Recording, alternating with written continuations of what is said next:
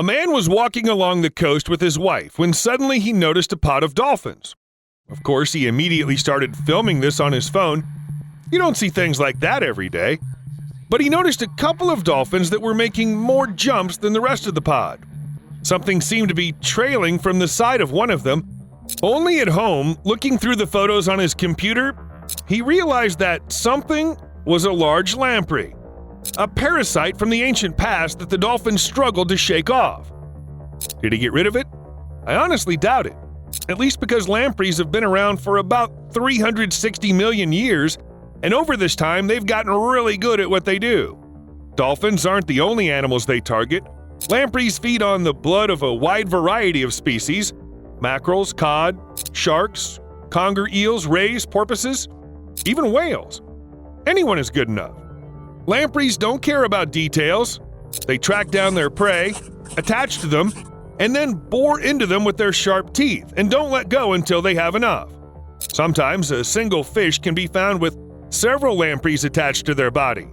And something tells me that probably feels quite nasty, especially if you know what the mouth of a lamprey looks like. It's like a shot straight from a horror movie. Although technically the lamprey doesn't have teeth, well, not in the usual sense.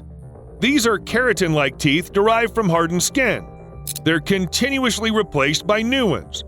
Lampreys don't have jaws either. That is, they actually don't bite their prey, but rather rasp away scales and flesh from them.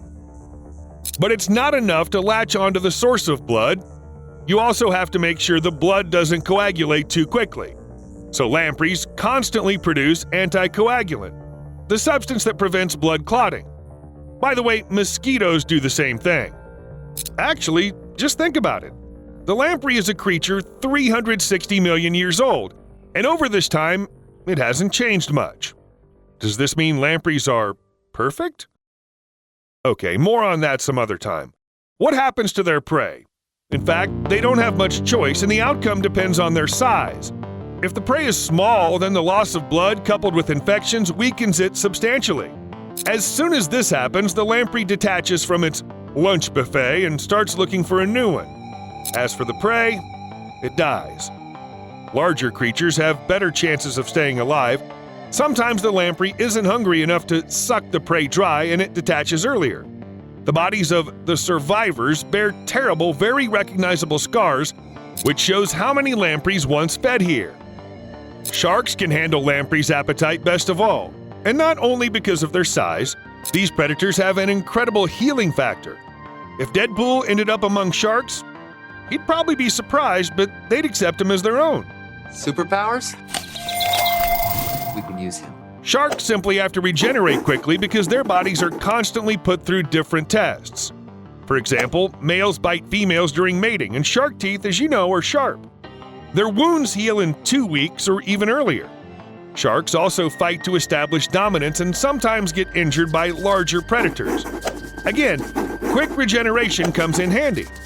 Sharks can heal even grave wounds in about a month and a half. Check this out. A shark got injured by a boat propeller, and it looked so nasty. However, in less than a month, the wound closed completely. Question is, how come it happened so fast? Well, one of the reasons is age.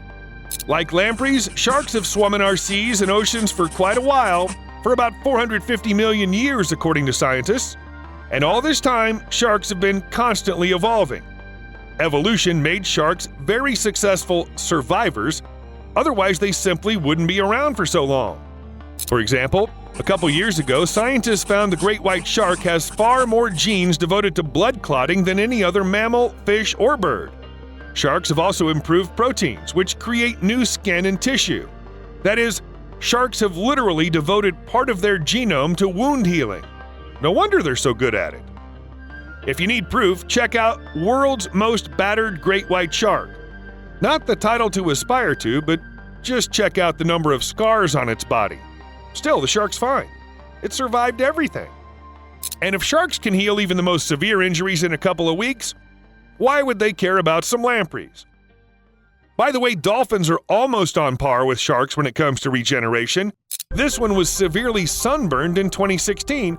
Though the poor animal was stranded for only a day, the people who saved it didn't think the animal would survive such injuries. But the dolphin fully recovered in a couple of years, and it seems like it's forgotten the whole ordeal. And what is this? Who could scratch a sperm whale like that? Are there giant underwater tigers we don't know of? The good news is there are no giant underwater tigers. The bad news is the culprit is the squid. Yes, of the giant kind. Giant squid and colossal squid are the favorite food of sperm whales.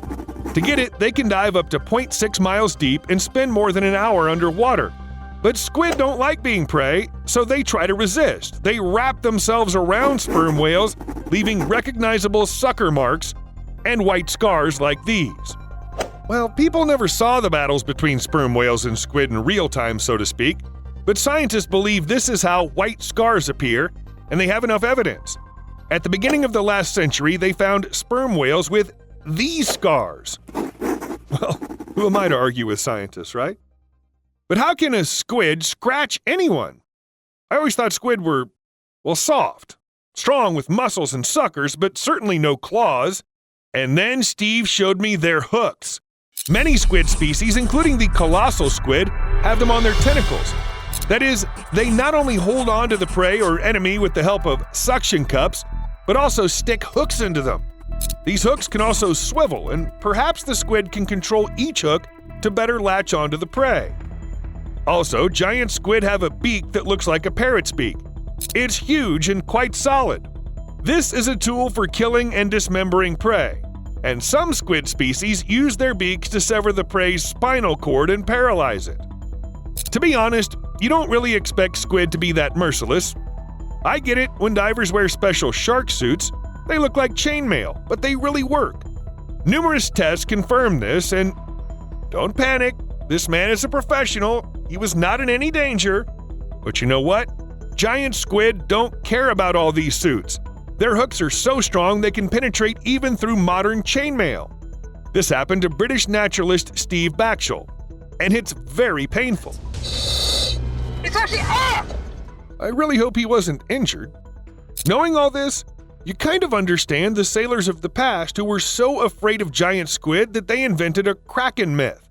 But if you think a collision with a really large squid could only happen in Pirates of the Caribbean, then you must have never heard about the USS Stein destroyer. In 1978, this ship unexpectedly encountered something huge underwater, huge and invisible. The ship started having issues with the equipment. The sonar was out of order.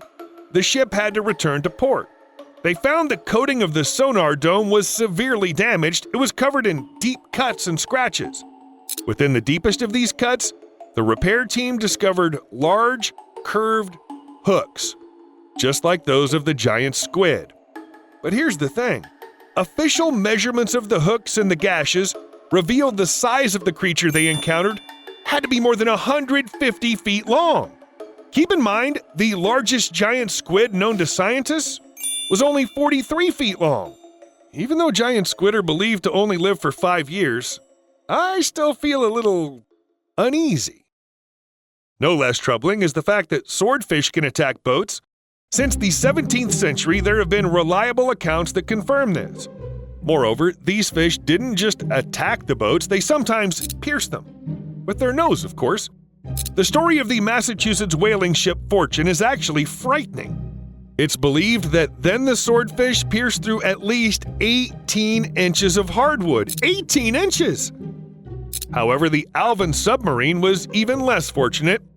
A swordfish hit it at a depth of 2,000 feet and got stuck in it. The sub's crew decided to resurface and remove the fish, and it took them 2 hours.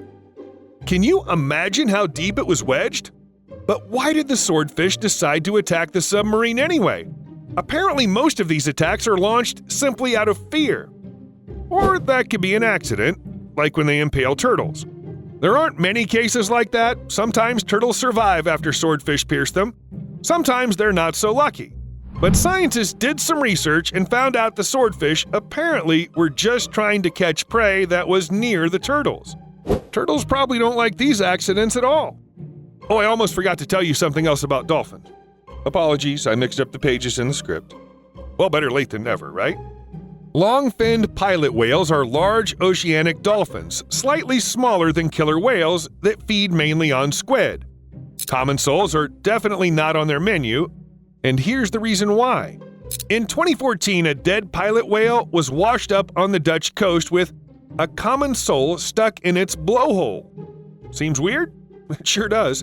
But 3 weeks later, another pilot whale ended up stranded on the coast, and again, the common sole was the cause of death. Perhaps this overly flexible prey got lodged in the blowhole? Or maybe the reason was the unusual larynxes of pilot whales. The fact remains, they died as a result of asphyxiation caused by a flatfish. Well, what can I say? Nature's full of wonders. See you later.